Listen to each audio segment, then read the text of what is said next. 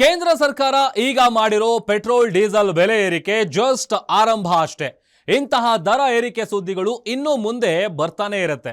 Rate ಜಾಸ್ತಿ ಆಯ್ತಂತೆ, ಇವರು ಜಾಸ್ತಿ ಮಾಡಿದ್ರಂತೆ, ಒಂದಕ್ಕೊಂದು ಚೈನ್ ಲಿಂಕ್ ಆಗಿ ಹೆಂಗೆಲ್ಲ ರೇಟು ದುಬಾರಿ ಆಗತ್ತೆ ಅಂದ್ರೆ ಬದುಕೋಕೆ ಆಗಲ್ಲ. ಹೋಗ್ಲಿ, ಈಗ ರೇಟ್ ಜಾಸ್ತಿ ಮಾಡಿದಾರಲ್ಲ, ಈ ಒಂದು ಲೀಟರ್ ಪೆಟ್ರೋಲಿಗೆ ಖರ್ಚು ಮಾಡ್ತಾ ಇರೋದು ಎಷ್ಟು? ಇಂತಹ ಲೆಕ್ಕಗಳೇ ಇವತ್ತಿನ ಗ್ಯಾರಂಟಿ ಸ್ಪೆಷಲ್ ಬೆಲೆ ಏರಿಕೆ ಪ್ರಳಯ. ನಾನು ಪ್ರಭುದೇವ್.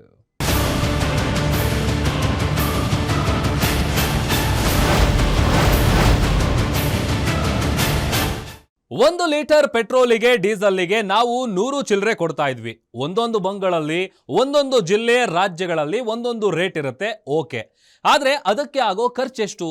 ಕಚ್ಚಾ ತೈಲ ತಂದು ರಿಫೈನರಿಯಲ್ಲಿ ಫಿಲ್ಟರ್ ಮಾಡಿ ಟ್ರಾನ್ಸ್ಪೋರ್ಟ್ ಮಾಡಿ ಬಂಕ್ಗಳಲ್ಲಿ ಮಾರಾಟ ಮಾಡೋ ಮಧ್ಯೆ ಒಂದು ರೂಟ್ ಇರುತ್ತಲ್ಲ, ಅಲ್ಲಿ ಖರ್ಚೆಷ್ಟಾಗತ್ತೆ ನೋಡೋಣವಾ?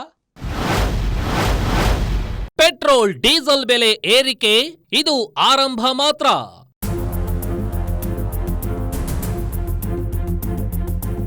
₹94 9 ಡೀಸೆಲ್ ಇದ್ರೆ ₹106 22 ಪೆಟ್ರೋಲ್ ಇರುವಂತದ್ದು. ಮತ್ತೆ ಏರಲಿದೆ ತೈಲ ಬೆಲೆ, ಅಂಡರ್ ರಿಕವರಿ ಲೆಕ್ಕ ಪಕ್ಕ.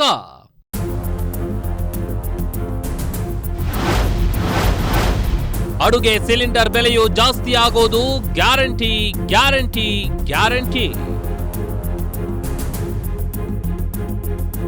ದಿಢೀರಂತ ಗ್ಯಾಸು, ಪೆಟ್ರೋಲು ಇದರ ಬೆಲೆಗಳೆಲ್ಲ ಏರ್ತಿದ್ದಂಗೆ ತುಂಬ ದೊಡ್ಡ ಪರಿಣಾಮ ಬೀರುತ್ತೆ.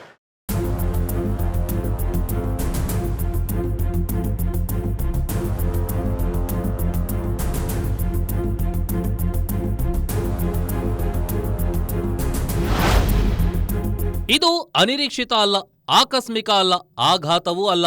ಇದೆಲ್ಲ ಆಲ್ ಆಫ್ ದಿ ಸಡನ್ ಆಗಿದ್ದಂತೂ ಅಲ್ಲ. ಇಂಥದ್ದೊಂದು ನಿರೀಕ್ಷೆ ಇದ್ದೇ ಇತ್ತು, ಈಗ ಜಾರಿಗೆ ಬಂದಿದೆ.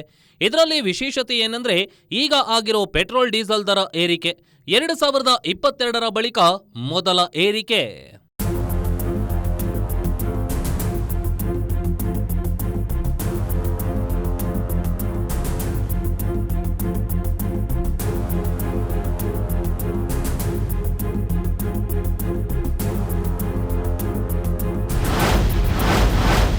ಪೆಟ್ರೋಲ್ ಬೆಲೆ ಲೀಟರ್ಗೆ ₹3.27 ಏರಿಕೆ.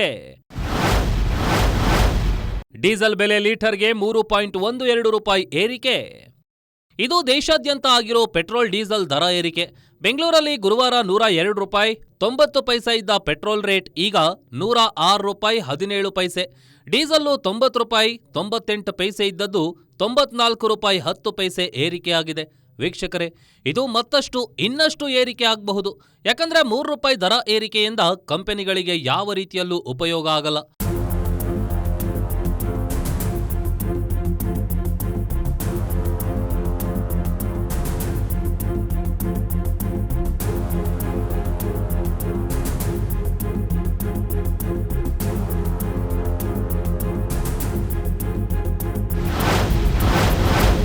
ಕಂಪನಿಗಳಿಗೆ ಈ ದರ ಏರಿಕೆಯಿಂದ ಲಾಭವಂತೂ ಇಲ್ಲ.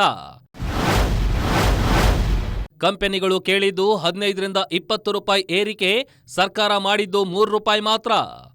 ಕೆಲವು ವರದಿಗಳ ಪ್ರಕಾರ ಭಾರತದ ತೈಲ ಕಂಪನಿಗಳು ಮತ್ತೆ ಲಾಭದ ಕಡೆ ಮುಖ ಮಾಡಬೇಕು ಎಂದ್ರೆ ಈಗಿನಿಂದಲೇ ₹38 ದರ ಏರಿಕೆ ಮಾಡಿ ಅಂತ ಕೇಳಿದ್ವು ಅನ್ನೋ ರಿಪೋರ್ಟ್ ಕೂಡ ಇದೆ. ಸಾಧ್ಯವಿಲ್ಲ ಅಂದಾಗ ಕನಿಷ್ಠ ₹15-20 ದರ ಏರಿಕೆ ಮಾಡಿಕೊಡಿ ಅಂತಾನೂ ಕೇಳಿದ್ವಂತೆ. ಆದರೆ ಸರ್ಕಾರ ಈ ಯಾವುದಕ್ಕೂ ಒಪ್ಪಿಲ್ಲ. ಬದಲಿಗೆ ಕೇವಲ 3 ಚಿಲ್ಲರೆ ಏರಿಕೆ ಮಾಡಿ ಅಡ್ಜಸ್ಟ್ ಮಾಡ್ಕೊಳ್ಳಿ ಅಂದಿದ್ಯಂತೆ. ಇದು ಇನ್ನೂ ಎಷ್ಟು ದಿನ ನಡೀಬಹುದು? ಆಗಲ್ಲ, ಚಾನ್ಸೇ ಇಲ್ಲ. ಆದ್ರೆ ಕಂಪನಿಗಳು ಹೇಳಿದಂತೆ ಕೇಳಿಬಿಟ್ರೆ ಜನ ಆಕ್ರೋಶಗೊಳ್ತಾರೆ. ಹಾಗಂತ ಹೇಳಿ ಸಮಾಧಾನ ಮಾಡಿದೆ ಸರ್ಕಾರ. ಹಾಗಂತ ಜನಾಕ್ರೋಶವೇನು ಕಡಿಮೆ ಇಲ್ಲ. ಪೆಟ್ರೋಲು ಡೀಸೆಲು ರೇಟೆಲ್ಲ ಜಾಸ್ತಿ ಮಾಡಿದ್ದಾರೆ ದಿಢೀರಂತ.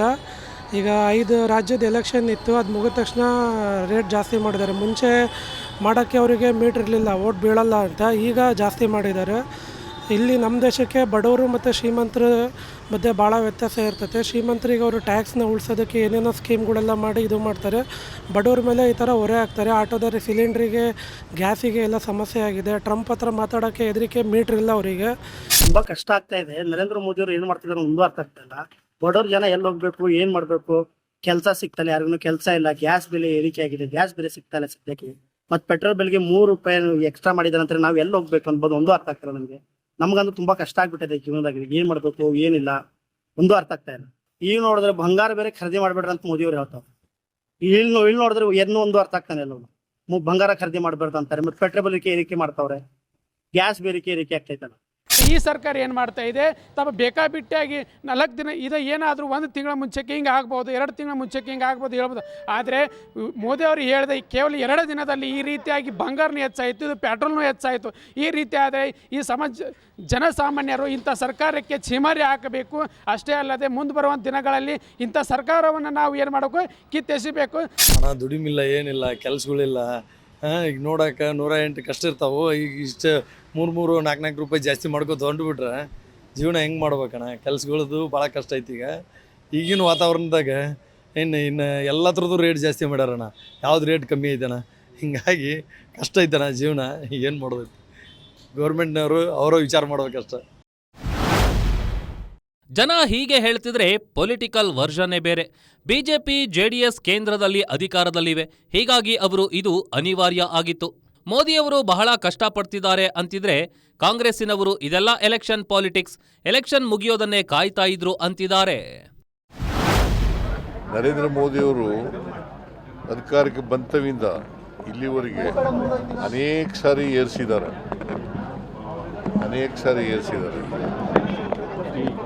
ಈಗಲೂ ಕೂಡ ಏರಿಸ್ತಾರೆ ಅಂತಕ್ಕಂಥದ್ದು ಗೊತ್ತಿತ್ತು, ನಮಗೆ ಎಕ್ಸ್ಪೆಕ್ಟೇಷನ್ ಇತ್ತು, ಏರಿಸಿದ್ದಾರೆ. ಅಲ್ಟಿಮೇಟ್ಲಿ ಡೀಸೆಲು ಪೆಟ್ರೋಲ್ ದರ ಏರಿಸೋದಿದೆಯಲ್ಲ, ಇದು ಜನರ ಜೀವನದ ಮೇಲೆ ಬಹಳ ಪರಿಣಾಮ ಬೀರ್ತದೆ. ಪೆಟ್ರೋಲು ಡೀಸೆಲ್ ಬೆಲೆ ಇದು ಮೋದಿಯವರ ಕೊಡುಗೆ. ಇಂಟರ್ನ್ಯಾಷನಲ್ ರಿಲೇಶನ್ಶಿಪ್ ಅಲ್ಲಿ ಪಕ್ಕದ ದೇಶಗಳಲ್ಲಿ ಯಾರ ಜೊತೆ ಕೂಡ ಸಂಬಂಧವನ್ನ ಉಳಿಸ್ಕೊಳ್ಳಿಲ್ಲ. ಈಗ ಅವರು ಮಿತಿಯಾಗಿ ಪೆಟ್ರೋಲ್ ಬೆಳೆಸಿ ಚಿನ್ನ ತಗೋಬೇಡಿ, ಎಣ್ಣೆ ಅಡುಗೆ ಎಣ್ಣೆ ಹಾಕೋಬೇಡಿ, ಅವೆಲ್ಲ ಯಾರು ಎಲ್ಲಿ ಕಡಿಮೆ ಮಾಡ್ತಾರೆ? ಯಾವ ಅಡುಗೆ ಎಣ್ಣೆ ನಾವು ನಿಲ್ಸಕ್ಕಾಗ್ತದೆ? ಇದು ಇವತ್ತೇನು ಈ ಚಾಳಿ ಬಿ ಜೆ ಪಿಯವ್ರದ್ದು ಇದೇನು ಹೊಸದೇನಲ್ಲ. ಭಾಳ ಹಿಂದೆಯಿಂದ ಕೂಡ ಚುನಾವಣೆ ಮುಗಿಯೋವರೆಗೂ ಗಿಲಿಟ್ ಮಾತಾಡ್ತಾರೆ. ಚುನಾವಣೆ ಮುಗಿದ ತಕ್ಷಣ ಬೆಲೆ ಏರಿಸ್ತಾರೆ. ಈಗ ಹಿಂದೆ UPA ಸರ್ಕಾರದಲ್ಲಿ ಆಗಲೂ ಕೂಡ ಕ್ರೂಡ್ ಆಯಿಲ್ ಬೆಲೆ ಜಾಸ್ತಿ ಇತ್ತು, ಸಬ್ಸಿಡಿ ಕೊಡ್ತಾಯಿದ್ರು. ಸಬ್ಸಿಡಿ ಕೊಟ್ಟು ಡೀಸೆಲು, ಪೆಟ್ರೋಲು, ಗ್ಯಾಸು, ಅದೇ ರೀತಿ ರೈತರ ಒಂದು ಗೊಬ್ಬರ ಎಲ್ಲ ಸಬ್ಸಿಡಿ ಕೊಟ್ಟು ಮಾಡೋರು. ಇವ್ರು ಬಂದರು ಎಲ್ಲ ಸಬ್ಸಿಡಿ ತೆಗೆದುಹಾಕಿದ್ರು. ಇವತ್ತು ಸ್ವಲ್ಪ ಜಾಸ್ತಿ ಆಗಿರ್ಬೋದು, ಯಾಕಂದರೆ ವಾರ ಆಗಿದೆ, ಅದರ ಬಗ್ಗೆ ಒಪ್ಪಣ ಇಲ್ಲ ಅಂತಲ್ಲ. ಆದರೆ ಯಾವಾಗ ಕಮ್ಮಿ ಇತ್ತು ನಾವು ಬೈಯಿಂಗ್ ಮಾಡ್ತಾ ಇದ್ವಿ. ಕೋವಿಡ್ ಸಂದರ್ಭದಲ್ಲಿ $25-30 ಖರೀದಿ ಮಾಡಿದ್ವಿ, $40 ಬಿದ್ದಿದೆ ಆಯಿಲ್ ಪ್ರೈಸು. ಆ್ಯಾವ್ರೇಜು BJP ಕಾಲದಲ್ಲಿ ಮೋದಿಯವರ ಸಾಹೇಬ್ರ ಕಾಲದಲ್ಲಿ $63-65 ಒಳಗಡೆ ಖರೀದಿ ಮಾಡಿರ್ತಕ್ಕಂಥದ್ದಿದೆ. ಈ ದುಡ್ಡು ಯಾಕೆ ಕೊಡಬಾರ್ದಾಗಿತ್ತು ಜನಕ್ಕೆ ವಾಪಸ್ಸು? ಸಂತೋಷ್ ಲಾಡ್ ಕೇಳ್ತಾ ಇರೋದು ಟೆಕ್ನಿಕಲ್ ಪಾಯಿಂಟ್. ಅವರಷ್ಟೇ ಅಲ್ಲ, ದೇಶದ ಕೋಟ್ಯಾಂತರ ಜನ ಈ ಪ್ರಶ್ನೆಯನ್ನ ಮೋದಿ ಸರ್ಕಾರಕ್ಕೆ ಕೇಳಿದ್ದಾರೆ. ಆದ್ರೆ ಆನ್ಸರ್ ಸಿಕ್ಕಿಲ್ಲ. ಈಗ ಬೆಲೆ ಏರಿಕೆಯಂತೂ ಆಗಿದೆ, ಆದ್ರೆ ಇದು ಇಷ್ಟಕ್ಕೆ ನಿಲ್ಲೋದಿಲ್ಲ. ಯಾಕಂದ್ರೆ ಈಗ ಆಗಿರೋ ಏರಿಕೆ ಇದೆಯಲ್ಲ, ಪೆಟ್ರೋಲಿಯಂ ಕಂಪನಿಗಳು ಅನುಭವಿಸ್ತಾ ಇರೋ ನಷ್ಟಕ್ಕೆ ಹೋಲಿಸಿದ್ರೆ ಇದು ರಾವಣನ ಹೊಟ್ಟೆಗೆ ಅರೆಕಾಸಿನ ಮಜ್ಜಿಗೆ ಅಂತಾರಲ್ಲ, ಹಾಗಿದೆ. ಪೆಟ್ರೋಲಿಯಂ ಕಂಪನಿಗಳು ಈಗಲೂ ನಷ್ಟದಲ್ಲೇ ಇವೆ. 3 ತೈಲ ಕಂಪನಿಗಳ ಲಾಸ್ ತಿಂಗಳಿಗೆ 30,000 ಕೋಟಿ. ಒಟ್ಟಾರೆ ತೈಲ ಕಂಪನಿಗಳಿಗೆ 2 ಲಕ್ಷ ಕೋಟಿಗೂ ಹೆಚ್ಚು ನಷ್ಟ. ಪೆಟ್ರೋಲು ಡೀಸೆಲ್ಲುಗಳ ವಿಷಯದಲ್ಲಿ ಇದುವರೆಗೆ ಯುದ್ಧ ಶುರುವಾದಾಗಿನಿಂದ ಇಲ್ಲಿಯವರೆಗೆ 10 ವಾರಗಳಲ್ಲಿ ಸುಮಾರು 2 ಲಕ್ಷ ಕೋಟಿ ಲಾಸ್ ಆಗಿದೆ.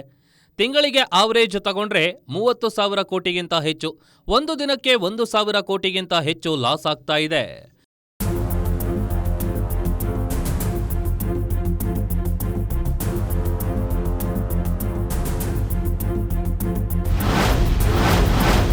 ಪೆಟ್ರೋಲ್ ಪ್ರತಿ ಲೀಟರ್ಗೆ 14 ರೂಪಾಯಿ ನಷ್ಟ. ಡೀಸೆಲ್ ಪ್ರತಿ ಲೀಟರ್ಗೆ 25 ರೂಪಾಯಿ ನಷ್ಟ. ಈ ನಷ್ಟದ ಲೆಕ್ಕದಲ್ಲೂ ಆವರೇಜ್ ಇದೆ. ಇದರಲ್ಲಿ ನಾವು ಹೇಳ್ತಾ ಇರೋದು ಕನಿಷ್ಠ ನಷ್ಟದ ಲೆಕ್ಕ. ಗರಿಷ್ಠ ಲೆಕ್ಕ ಪೆಟ್ರೋಲಿಗೆ 18 ರೂಪಾಯಿ ಇದ್ರೆ ಡೀಸೆಲ್ಗೆ 35 ರೂಪಾಯಿನೂ ಹೇಳ್ತಿದ್ದಾರೆ. 3 ರೂಪಾಯಿ ಏರಿಕೆ ನಂತರವೂ ಕಂಪನಿಗಳಿಗೆ ಲಾಸ್ ಆಗ್ತಾ ಇದೆ. ಈಗಲೂ ಪೆಟ್ರೋಲಿಯಂ ಕಂಪನಿಗಳು ಅಂಡರ್ ರಿಕವರಿ ರೇಂಜ್ನಲ್ಲೇ ಇವೆ ಅಂತಿದ್ದಾರೆ.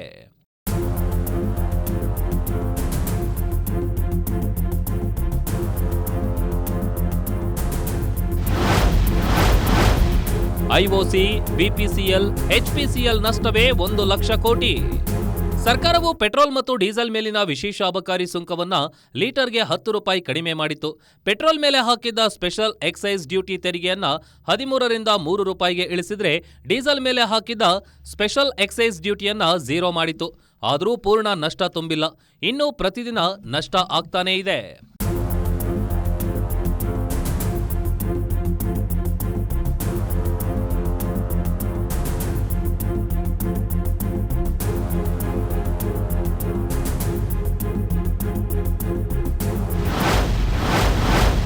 ಕೇಂದ್ರ ಸರ್ಕಾರಕ್ಕೆ ಪ್ರತಿ ತಿಂಗಳು 14,000 ಕೋಟಿ ನಷ್ಟ.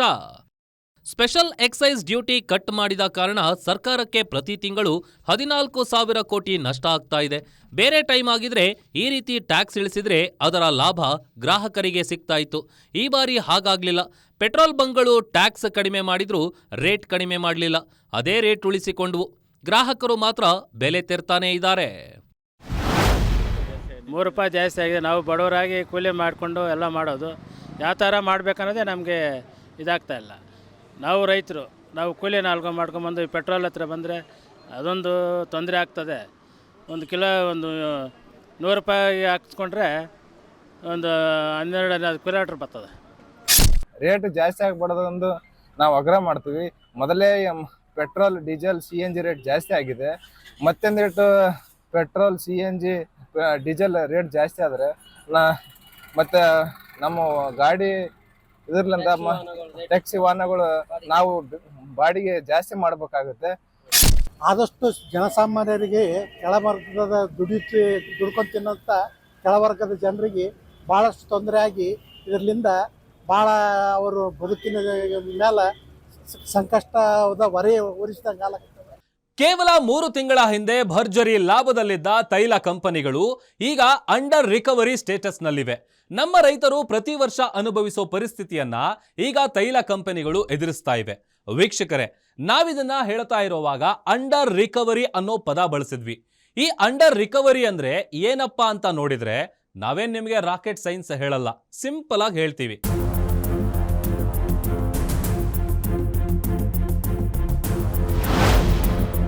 ಅಂಡರ್ ರಿಕವರಿ ಅಂದ್ರೆ ಉತ್ಪಾದನಾ ವೆಚ್ಚಕ್ಕಿಂತ ಕಡಿಮೆ ದರದಲ್ಲಿ ಮಾರಾಟ ಮಾಡೋದು, ಲಾಭವೇ ಬರದ ಪರಿಸ್ಥಿತಿಗೆ ಹೋಗೋದು, ಲಾಭ ಇರ್ಲಿ ನಷ್ಟ ಆಗೋ ಪರಿಸ್ಥಿತಿಯಲ್ಲಿರೋದು.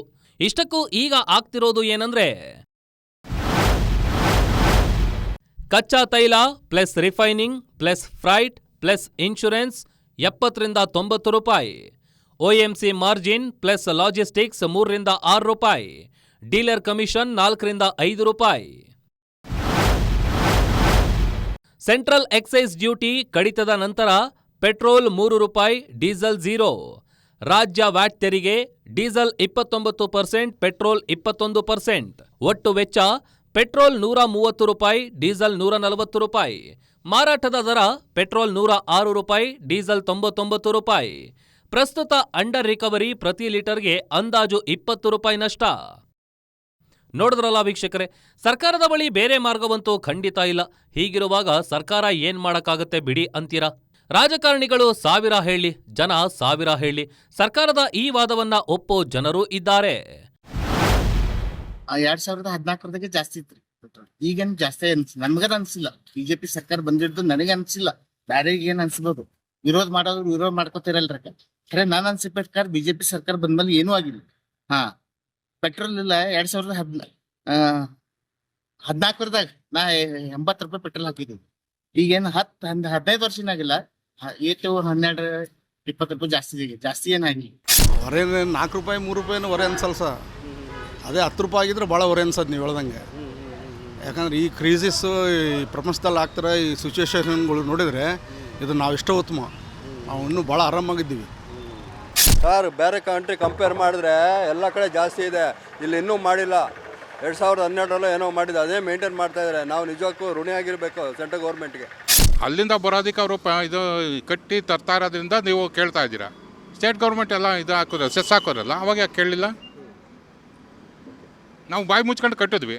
ಪಾಪ ಅಲ್ಲಿ ಬರ್ದಿದ್ರಿಂದ ಏನೋ ತರ್ತಾವ್ರಲ್ಲ ನಮ್ಮದು ಉಪಯೋಗಕ್ಕೆ, ಕೊಡೋಣ ಬಿಡಿ. ಇವಾಗ ಇನ್ಯಾವಾಗ ಕೊಡ್ತೀರಾ ದೇಶಕ್ಕೆ? ಮತ್ತೆ ಅದೇ ಪ್ರಶ್ನೆ. ಇದು ಗೊತ್ತಿದ್ರೂ ಜನ ವಿರೋಧಿಸ್ತಾ ಇರೋದು ಯಾಕೆ? ಯಾಕಂದ್ರೆ ಕೇಂದ್ರ ಸರ್ಕಾರ ಬಿಟ್ಟಿರೋದು ಸ್ಪೆಷಲ್ ಎಕ್ಸೈಸ್ ಡ್ಯೂಟಿಯನ್ನ ಮಾತ್ರ, ಟ್ಯಾಕ್ಸ್ ಅನ್ನ ಬಿಟ್ಟಿಲ್ಲ.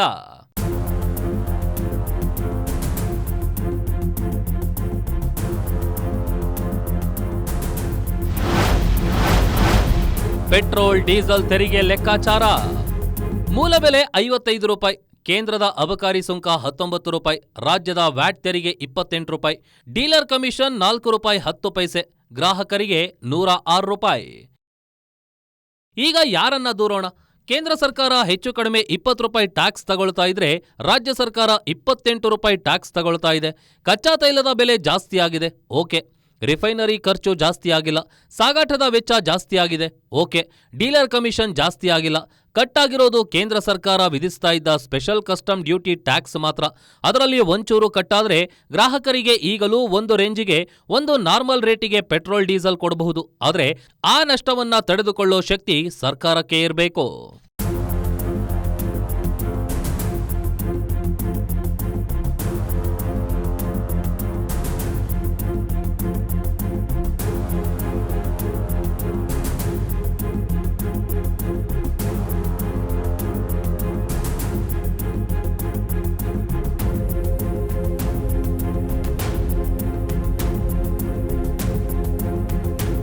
₹140 ಖರ್ಚು ಮಾಡಿ ₹106 ಕೊಟ್ರೆ ಲಾಸ್ ಆಗೋದು ಗ್ಯಾರಂಟಿ.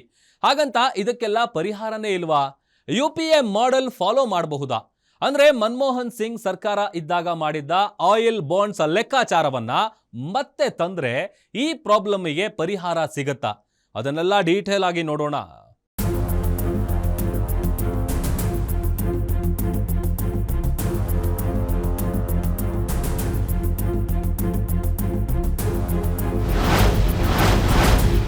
ಒಂದು ಲೀಟರ್ ಪೆಟ್ರೋಲ್ ಡೀಸೆಲ್ಗೆ ₹140 ಖರ್ಚು, ₹106 ಸೇಲ್.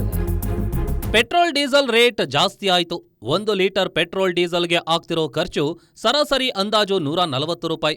ಗ್ರಾಹಕರಿಗೆ ಸಿಗ್ತಾ ಇರೋದು ₹106. ಹಾಗಾದ್ರೆ ಸರ್ಕಾರ ಏನ್ ಮಾಡಬಹುದು? ಅದಕ್ಕೆ ಕಾಂಗ್ರೆಸ್ ನಾಯಕರನ್ನ ಕೇಳಿದ್ರೆ UPA ಮಾಡೆಲ್ ಹೇಳ್ತಾರೆ.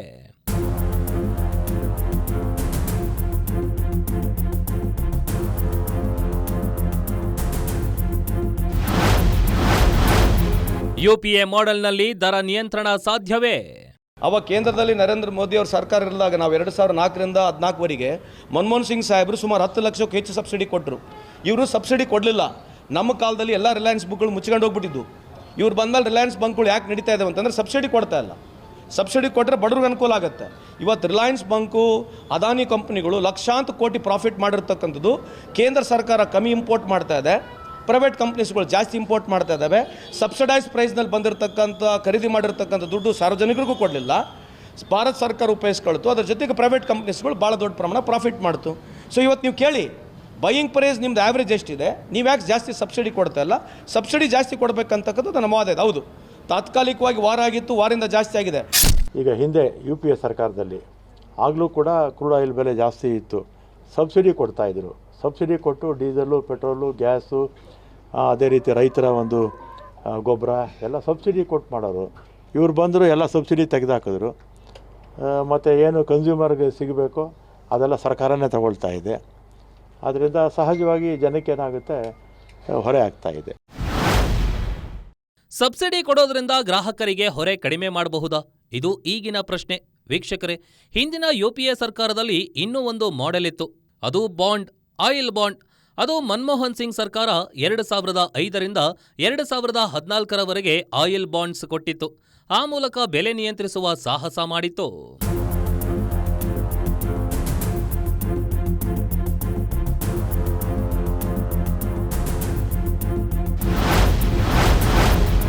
ಆಯಿಲ್ ಬಾಂಡ್ ಎಂದರೆ ಸರ್ಕಾರವು ತೈಲ ಮಾರಾಟ ಕಂಪನಿಗಳಿಗೆ ನೀಡುವ ವಿಶೇಷ ಬಾಂಡ್ಗಳು. ನಗದು ಸಬ್ಸಿಡಿ ಬದಲು ಕೊಡುವ ಒಂದು ರೀತಿಯ ಕಡ್ಡಾಯ ಸಾಲ ಅಥವಾ ಭರವಸೆ ಪತ್ರ.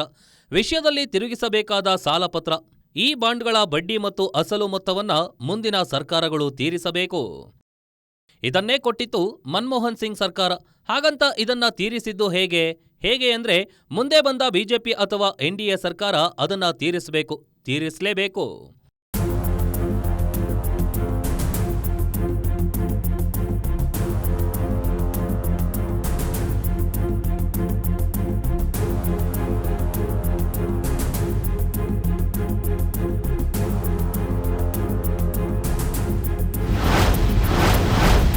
ಮನಮೋಹನ್ ಸಿಂಗ್ ಆಯಿಲ್ಸ್ ಬಾಂಡ್ಸ್ ಮೌಲ್ಯ 1.53 ಲಕ್ಷ ಕೋಟಿ. ಮೋದಿ ಸರ್ಕಾರದಿಂದ ವಾಪಸ್ ಕೊಟ್ಟ 3.23 ಲಕ್ಷ ಕೋಟಿ.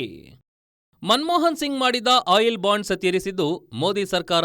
ಕೊಟ್ಟಿದ್ದ ಆಯಿಲ್ ಬಾಂಡ್ಸ್ ಮೌಲ್ಯ 1.53 ಲಕ್ಷ ಕೋಟಿ. ಆದರೆ ಮೋದಿ ಸರ್ಕಾರ ವಾಪಸ್ ಕೊಟ್ಟಿದ್ದು 3.23 ಲಕ್ಷ ಕೋಟಿ.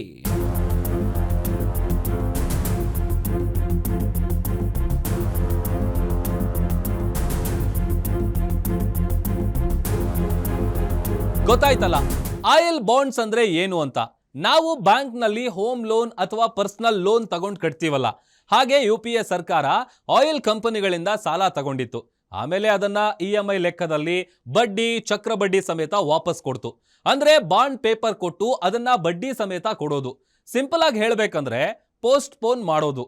ಇದನ್ನ ಮತ್ತೆ ಜಾರಿಗೆ ತರೋದು ಒಳ್ಳೇದಾ ಗೊತ್ತಿಲ್ಲ.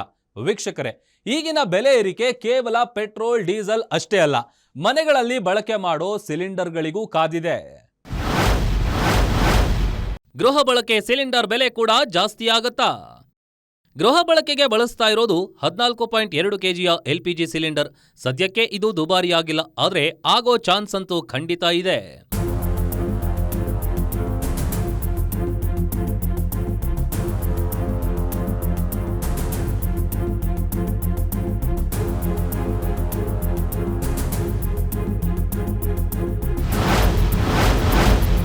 ಒಂದು ಕೆಜಿ LPGಗೆ ವೆಚ್ಚ 65ರಿಂದ 75 ರೂಪಾಯಿ.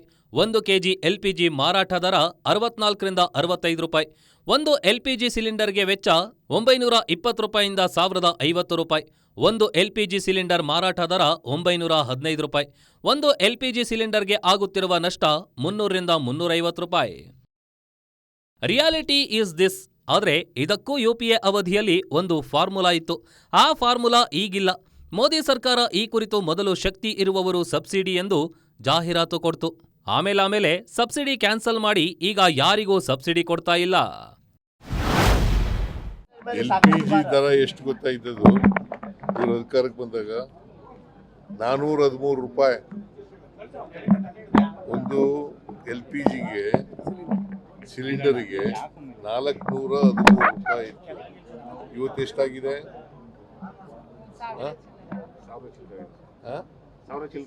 ಇದರಿಂದ ಬೆಲೆ ಏರಿಕೆ, ಬೇರೆ ಪದಾರ್ಥಗಳು, ಆಹಾರ ಪದಾರ್ಥಗಳು ಇದಾವಲ್ಲ, ಅದ್ರ ಬೆಲೆ ಏರಿಕೆನೂ ಕೂಡ ಹೆಚ್ಚಾಗ್ತದೆ. ಈಗಾಗಲೇ ಸಿಗ್ತಾ ಇಲ್ಲ. ಇದ್ರ ಜೊತೆಗೆ ಬೆಲೆ ಏರಿಕೆ ಬರ್ಡನ್ ಆದ್ರೆ ಜನಜೀವನ ಅಸ್ತವ್ಯಸ್ತ ಆಗ್ತದೆ. ದೇಶ ಪ್ರೇಮ, ದೇಶಕ್ಕಾಗಿ ಅಂತ ಇವೆಲ್ಲ ಬುಲ್ಟೆ ಬಿಡ್ತಾ ಇದ್ದಾರೆ. ಇದ್ರಾಗ ಯಾವುದು ದೇಶ ಪ್ರೇಮಿ, ದೇಶಭಕ್ತಿ ಇಲ್ಲ. ಇದ್ರಾಗ ಇರ್ತಕ್ಕಂಥ ವಿಶೇಷ ಕಾರಣ, ಇವತ್ತು ರುಪಿ ಗಗನಕ್ಕೆ ಹೋಗ್ಬಿಟ್ಟಿದೆ. Rupee has fallen so down. If you compare, ನಾ ಬೇರೆ ಸೌತ್ ಈಸ್ಟ್ ಕಂಟ್ರಿಗಳಿಗೆ ಕಂಪೇರ್ ಮಾಡಿದ್ರೆ ಇಂಡಿಯನ್ ರುಪಿ ಏನಿದೆಲ್ಲ ಭಾಳ ದೊಡ್ಡ ಭಾಷಣ ಮಾಡೋರು. 20 ರೂಪಾಯಿಗೆ $1, 30 ರೂಪಾಯಿಗೆ $1 ಅಂತ ಭಾಳ ಚುಟಿಗೆ ಹೊಡೆದು ಭಾಷಣ ಮಾಡೋರು. ಇದೇ ಹೇಳಿದ್ರಿ ದೇಶದಲ್ಲಿ. ಪ್ರಧಾನಮಂತ್ರಿಯವರು ಮೊದಲನೇ ಬಾರಿ ಮೋದಿ ಸಾಹೇಬರು ಪ್ರಧಾನಮಂತ್ರಿ ಆದರೆ 20 ರೂಪಾಯಿ, ಮತ್ತು ಎರಡನೇ ಸಲ ಆದರೆ 30 ರೂಪಾಯಿ, ಮೂರನೇ ಸಲ ಆದರೆ 40 ರೂಪಾಯಿ ಅಂತಂದ್ರೆ ಈಗ ಆಲ್ರೆಡಿ 100 ರೂಪಾಯಿಗೆ ಮುಟ್ಟಕ್ಕೆ ಬಂದ್ಬಿಟ್ಟಿದ್ದೀವಿ ನಾವು. ಯಾಕಂದರೆ rupee in the world market has fallen very bad. Political ಟೀಕೆಗಳೇನೇ ಇರಲಿ, ಜನಸಾಮಾನ್ಯರಿಗೆ ಬೇಕಿರೋದು ನಾರ್ಮಲ್ ಜೀವನ ಅಷ್ಟೇ. ಸರ್ಕಾರ ಆಯಿಲ್ ಬಾಂಡ್ ಕೊಡೋದ್ರ ಬದಲಿಗೆ ಟ್ಯಾಕ್ಸ್ ಕಡಿಮೆ ಮಾಡಿದ್ರೆ ಗ್ರಾಹಕರಿಗೆ ಲಾಭ ಆಗುತ್ತೆ. ಅಷ್ಟೇ ಅಲ್ಲ, ದೇಶದ ಎಕಾನಮಿಯು ಒಂದು ಲೆವೆಲ್ಲಿಗೆ ಕಂಟ್ರೋಲ್ನಲ್ಲಿರುತ್ತೆ. ಅದನ್ನ ಸರ್ಕಾರ ಅರ್ಥ ಮಾಡ್ಕೋಬೇಕು ಅಷ್ಟೇ.